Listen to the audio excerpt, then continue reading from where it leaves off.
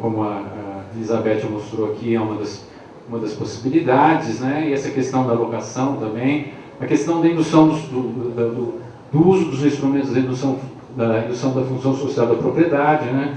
Como eu falei, São Paulo tem um estoque vago no centro de São Paulo muito grande, né? Que poderia ser disponibilizado para a educação social, desde que a prefeitura realmente incidisse sobre esses imóveis, né? A questão das participações, da participação popular foi retomada aqui, né? Eu acho que, logicamente, é um processo que tem que ser construído, né? E realmente depende muito da sociedade civil pela essa pressão para que esse processo se aprimore, né? Eu acho que a internet pode ser uma das formas, né, de difusão, né?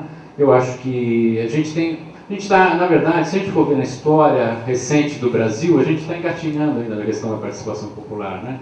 Então, acho que a gente tem que tentar as diversas maneiras possíveis, até que a gente ache uma maneira que, de fato, seja eficaz para a nossa condição, né? Então, acho que tem uma questão aí da gente estar lutando o tempo todo para aprimorar esse processo. Com relação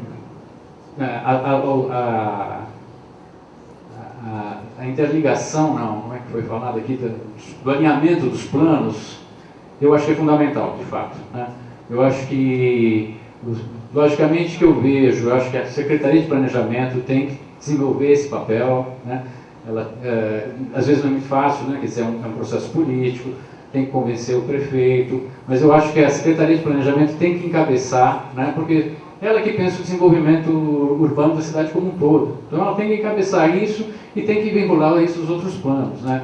Não dá para você ter um plano de mobilidade desvinculado do que o plano diretor fala, do que a lei de usurpação do solo fala. Não dá para ter um plano, sei lá, de recuperação de encostas, se não considerar o que a lei de usurpação fala, não considerar a ocupação que tiver lá. Quer dizer, as coisas, muito do planejamento não funciona no Brasil, justamente porque historicamente ele foi fragmentado e setorializado. Então é muito importante, e eu, sinceramente, eu vejo que as secretarias de planejamento, desenvolvimento urbano, urbanismo, elas têm que tomar esse papel para si, tentar fazer essa articulação, que não é uma articulação fácil, porque qualquer pessoa que tenha trabalhado em prefeitura ou qualquer órgão do governo do estado sabe que a tendência à segregação e a divisão, às vezes dentro de uma mesma secretaria é grande, imagine entre secretarias. Mas eu acho que as secretarias aí de vocês têm que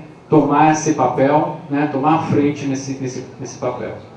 Bom, com relação ao metrô, não sei, é necessário fazer estudos mesmo, né? Acho que é uma questão de longo prazo. Campinas já está com 1,5 milhão e 200 mil pessoas, pode ser que tenha demanda para metrô mesmo, né?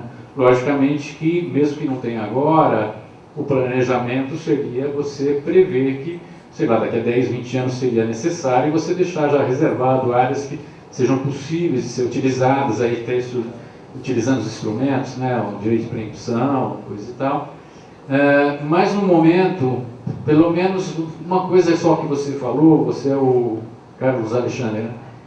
Eu acho que o aeroporto por si só não justifica o metrô, né? Acho que se o metrô surgir em Campinas, é das demandas de viagens internas da cidade e da cidade com os municípios vizinhos. Então, se existir essa demanda, se ela for uma demanda suficientemente forte, pesada, para justificar uma linha de metrô, eu não vejo por que não, né? Não sei se é o caso, acho que realmente tem que ser estudos técnicos muito aprofundados, mas de qualquer forma, acho que tem que ter um planejamento, sim. Então, olha, vamos pensar, se tiver, por onde seria melhor. Então, acho que é uma coisa que pode não ser para agora, mas poderia começar a ser pensada. Não só o metrô, mas qualquer sistema de transporte de mais alta capacidade do que o ônibus bi ou triarticulado em canaleta exclusiva, né?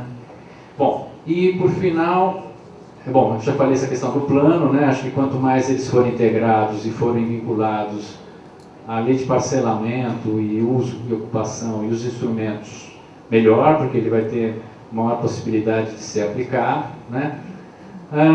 E Aí, finalizando, né, o Hélio perguntou essa questão do outorga onerosa e da operação urbana, né?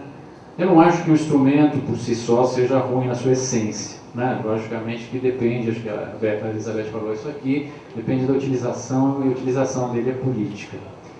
Só que no conceito da operação urbana, ela traz em si mesmo uma questão que é específica. Os recursos que forem arrecadados lá, por maiores que eles sejam, por lei, eles só podem ser utilizados lá, né? Então, por exemplo, eu penso, se a gente não tivesse, logicamente a Beth também mostrou, acho que foi interessante, logicamente que pode ser positivo, construir sua habitação, Jardim Edith, Real Parque. Mas a questão que me incomoda mais é a concentração dele, quer dizer, ele não pode ser aplicado fora daquele perímetro, né? De repente, você tem 6 bilhões que só foram gastos 2 bilhões. Esses outros 4 bilhões não podem ser utilizados na reurbanização da área do Guarapiranga. Por quê? Porque eles não estão dentro da operação urbana, nem Água Branca, nem Água Espraiada, nem Faria Lima. Água Espraiada nem Faria Lima. Então, acho que o grande problema que eu vejo desse da operação urbana é que ela não possibilita esse investimento cruzado, coisa que o outorga onerosa possibilita. E recentemente eu vi uma palestra do pessoal de Porto Alegre, que me deixou muito entusiasmado, porque eles estão fazendo leilão de outorga onerosa de direito de construir.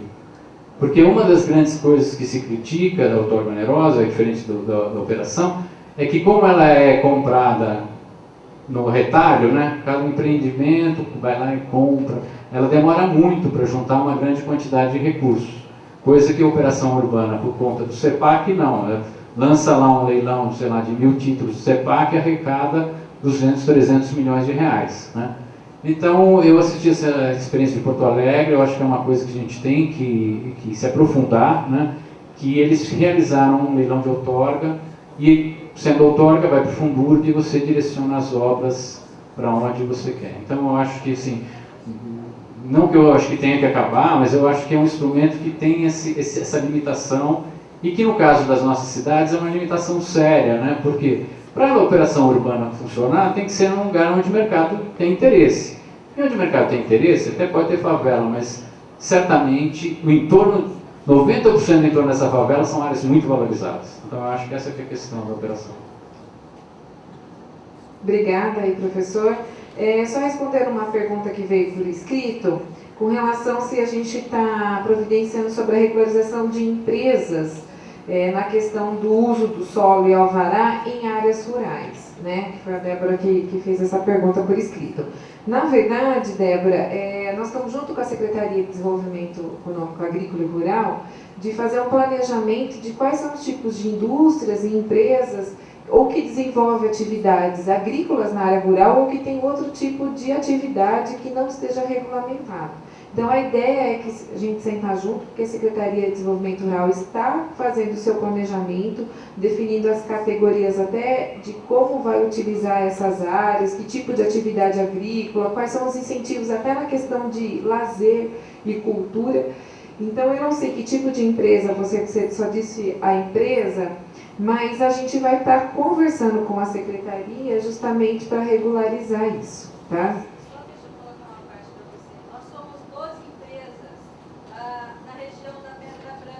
Na rodovia Exdapur, tá? E essas 12 empresas, elas geram em torno de 2.000 empregos. Sim. E hoje nós estamos irregulares, porque nós estamos na zona rural e não temos a condição exigida de alvará da prefeitura. Eu acho que depois a gente pode até marcar e dar uma discutida. Sim. Eu acho que é bom, é importante. Sim. Tá. É uma zona rural. São os protocolos que a gente já está com. Mas a gente já está discutindo isso dentro da secretaria e em breve a gente já te dá um posicionamento quanto a isso, como a gente pode fazer essa regularização. Última coisinha, com relação ao aplicativo, a Helena comentou com a gente aqui que se a gente poderia estender esse aplicativo em outras regiões. Só para deixar claro, esse aplicativo, a gente tem uma comissão interna, que é a CGP, que a gente está fazendo um teste com essa comissão e a gente achou por bem abrir e estender aqui no seminário para que todo mundo possa participar. Porém, essa leitura da cidade, ela vai ser incluída não só na revisão da legislação urbanística, que nós vamos levar essa atividade agora para as regionais, como no plano diretor mais intensivamente. Então, a sua sugestão de levar para a região sul, sudeste, outras regiões que às vezes não têm acesso, nós vamos levar essa participação, esse aplicativo até lá, que está em aberto até dia 11 de janeiro, tá? Vou passar para o Fernando encerrar as atividades. Só uma pergunta, senhora. A gravação vai ser disponibilizada? Sim. Gostaria de, para não deixar por último, já agradecer nosso funcionário aqui, e não só os que fizeram toda a instalação das apresentações, mas também o funcionário que está aqui presente, que está cuidando desse espaço, desde meus funcionários, que está possibilitando essa atividade nossa. Normalmente eles têm um horário de trabalho e agradeço a dedicação de todos eles. Também quero dar um aviso que o Amauri está convidando os presentes para a participação da reunião amanhã sobre o plano para a área rural. É amanhã às 14 horas lá na CAT. E, mais uma vez, agradecer a presença de todos vocês, agradecer um agradecimento especial para a doutora Elizabeth França, para o doutor Eduardo Nobre, e nós vamos fazer uma entrega, você entrega para o Eduardo, de um certificado para registrar a presença deles aqui e agradecer muito, viu, a participação de vocês.